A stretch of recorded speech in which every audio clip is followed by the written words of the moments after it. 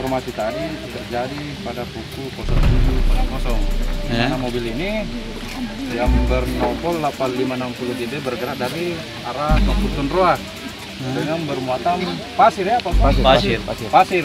Penumpangnya untuk sementara 4 orang, tapi kita belum ke rumah sakit, nanti kita cek di rumah sakit. Katanya ada yang meninggal? Iya, salah satunya pengemudi atas nama Sunuk. Ini meninggal di TKP itu karena luka-lukanya turun di dada, Pak. Leher juga patah, ini lagunya robek.